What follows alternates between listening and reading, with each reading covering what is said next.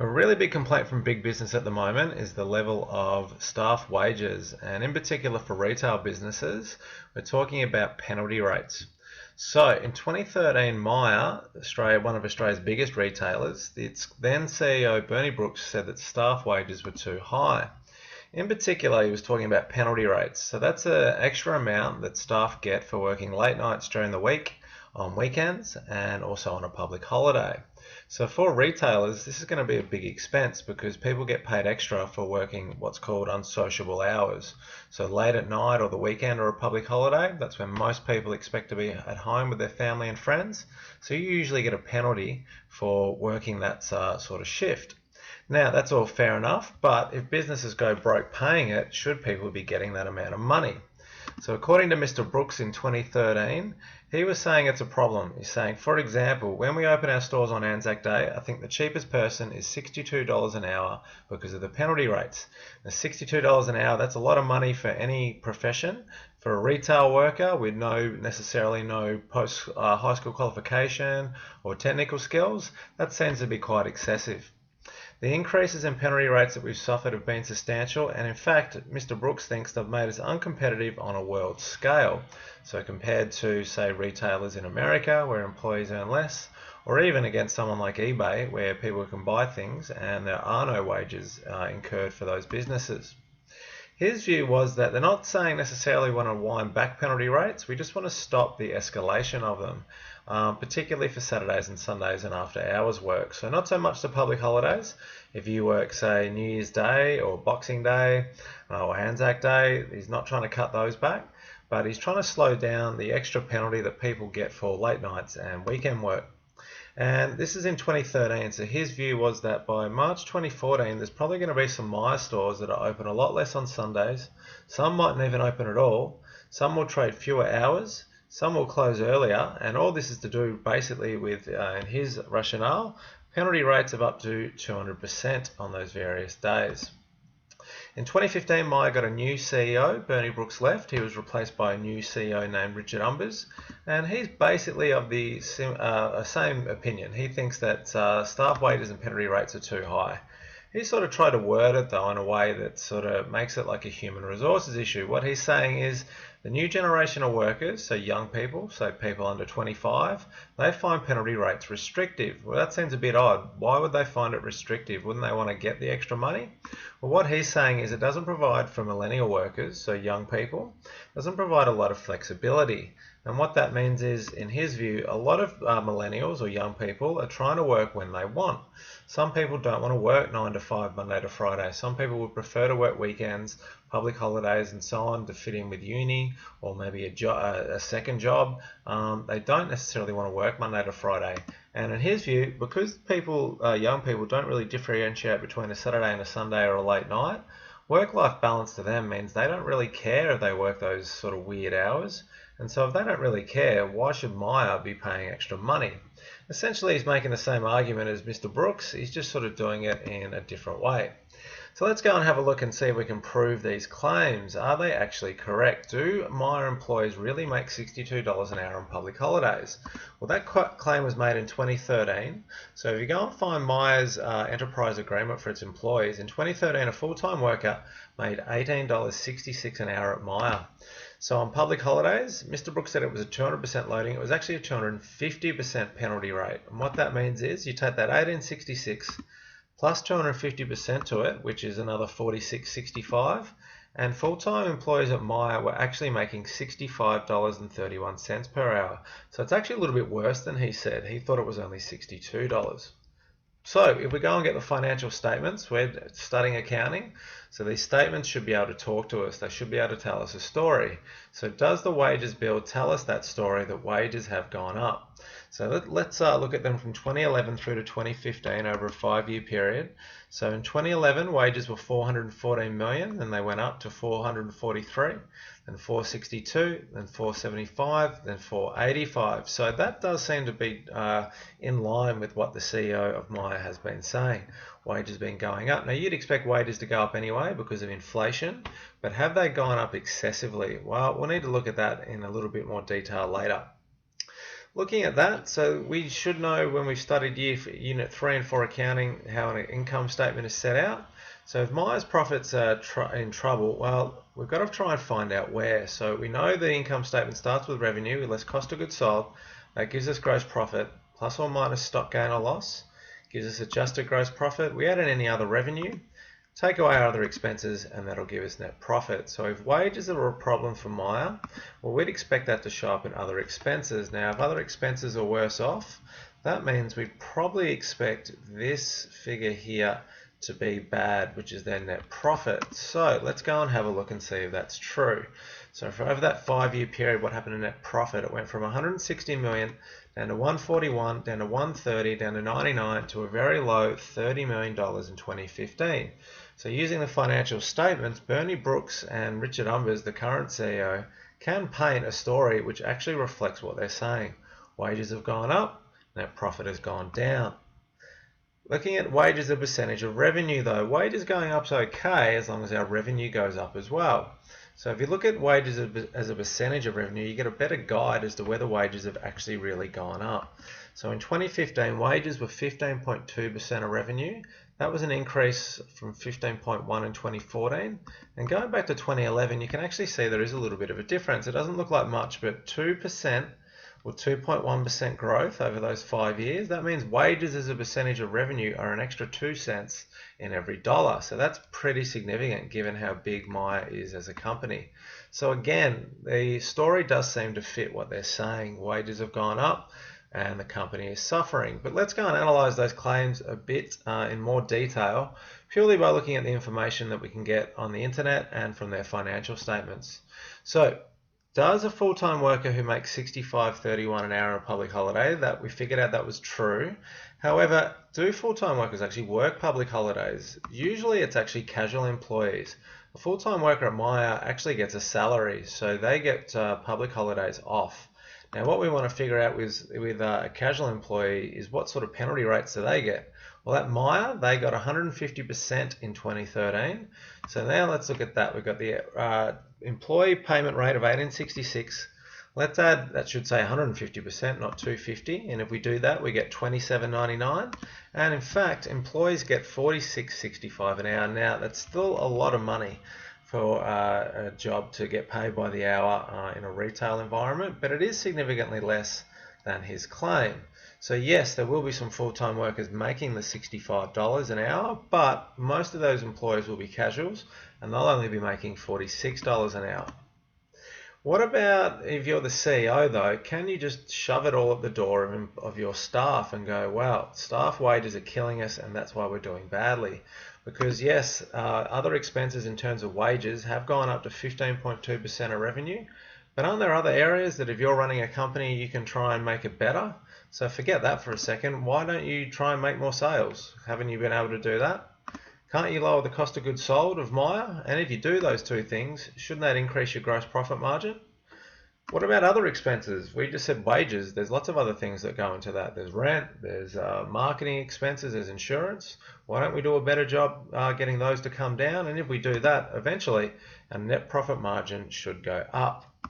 So let's go and test how good a job these CEOs have done in making those things happen. Have they made revenues go up over the 5 years?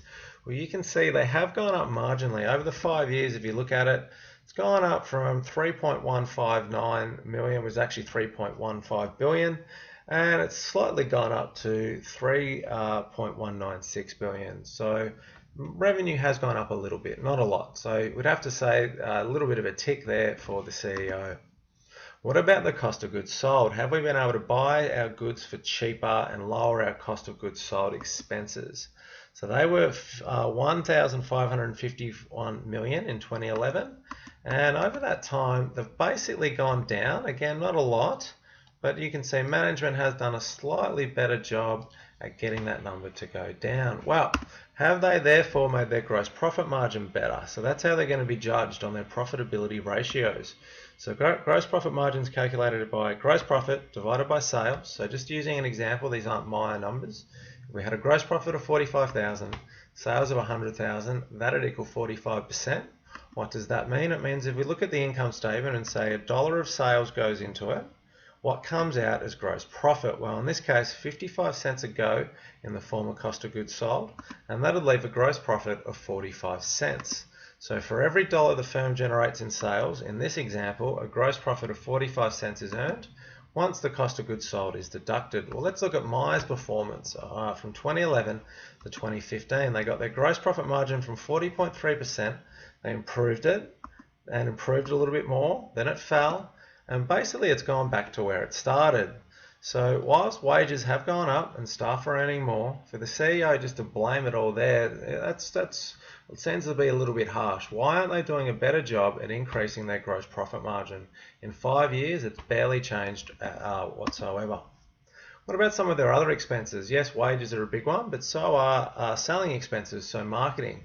So Myer sponsors a lot of celebrities. So you've got Jennifer Hawkins, Danny Minogue and Chris Smith, Rachel Finch, Lauren Phillips, a lot of other people they call brand ambassadors. So, these people get hundreds of thousands, even millions of dollars a year. Why? Maybe we're not getting value for money from them. Maybe they're a waste of money instead of the employees' wages. Well, let's have a look. Oh, and one other thing is they changed their logo and their sort of slogan from Myer is My Store. In 2014, they refashioned the company to the new slogan is Myer Find Wonderful. Doesn't seem like a big deal. You probably didn't notice it yourself.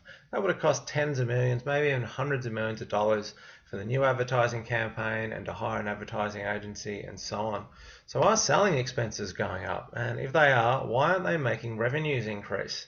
So let's look at selling expenses over the 5 years. They went up from $717 million to 756 to 794 to 811 to 828.9. So clearly there is a massive increase in selling expenses. It could be the money going to those celebrities. It could be the marketing, we don't know, but that seems to have gone up a lot more than wages have. And that's okay, but why aren't we getting more sales out of it? Well, maybe our advertising isn't working, so we should maybe cut back on some of those celebrities. Let's look at our net profit margin. So net profit divided by sales. This isn't Myer's numbers, these are just an example. Let's say our net profit was 15,000, our sales were 100. That would be a net profit margin of 15%. What does that mean? It means if $1 of sales goes into the income statement, take out our cost of goods sold, which we said was 55, that left us with 45 cents of gross profit. What does the 15% net profit margin mean? It means, well, another 30 cents has gone on other expenses, and that leaves us with 15 cents of pure net profit at the end. What about Myer? What do their numbers look like? Their net profit margin from 2011 was 5.1%. Only 5.1% of every sales dollar was being returned as net profit. That seems really, really low. And it was, and it even got worse to the point where in 2015, they're not even making 1 cent in every sales dollar as net profit. So you can't just chalk all that up to employee wages and penalty rates. There seems to be a lot going on. So let's see if we can tell a story here. Let's look at the difference in numbers from 2012 to 2015. Wages went up from 442 million to 485 million. That's actually an increase of 9.6%. So that seems like quite a bit. But is it though? When we look at inflation over that time, we go to the Reserve Bank website and get some inflation figures. Inflation was 2.2% in 2012, 2.7 in 2013, 2014 it was 1.7, and in 2015 the most recent figure is up to September, it was 1.5. If you compound all that out, it actually equals inflation of 8.3%. So really, employees, yes, they're making more, but really it doesn't cover that much more than inflation. So again, that seems a little bit harsh on employees to blame them for all the company's woes. What about revenues? If wages went up, well, didn't we make revenues go up by more? Well, they didn't. Revenues did go up, but they only went up 2.5%. Now, if inflation's 8%, you've actually lost money in real terms. What about the cost of goods sold? Well, that went up slightly. That's actually gone up 2.1%, so not a great job there. Here's the one that looks like a worry to me. You can see selling expenses are actually more than wages. So wages, at this point only 485, but they're almost, basically 1.7 times or 1.8 times wages goes in selling expenses. Can't we cut back on that? And in fact, that's gone up by the same amount over the same period of time. But no one's talking about that money. Is that money well spent on the advertising of the celebrities? And lastly, admin expenses, the expenses in running the business on a day, this might be the rents, could be stationery, could be insurance and so on. Well, that's gone up by 8.5%.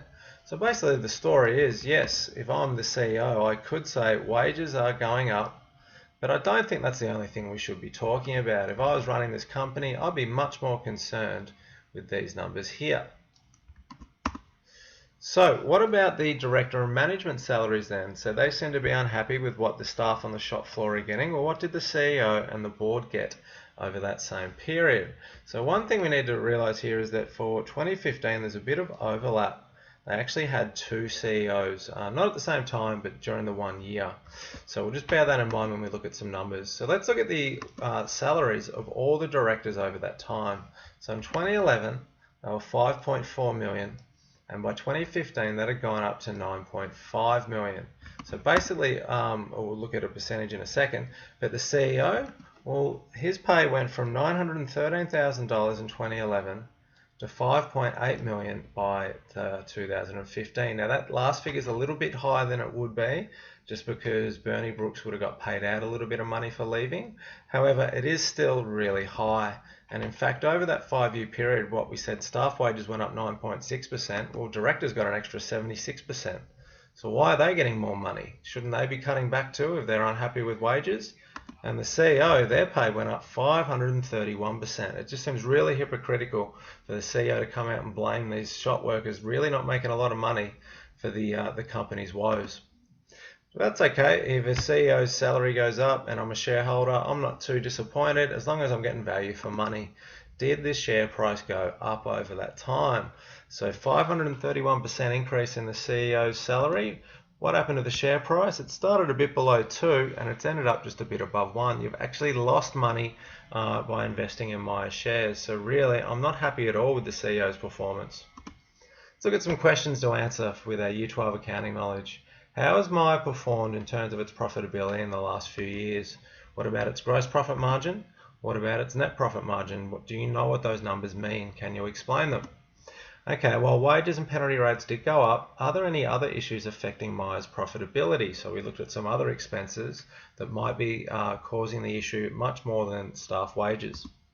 Now, if you were running Myer, what about besides the wages, what would you start with? Where would you start to fix the company in order to improve? And lastly, given their remuneration, have the directors and CEO effectively managed the company and given value to shareholders? If you own Myer shares, would you be happy with their performance, or would you be looking to replace them and get somebody else in?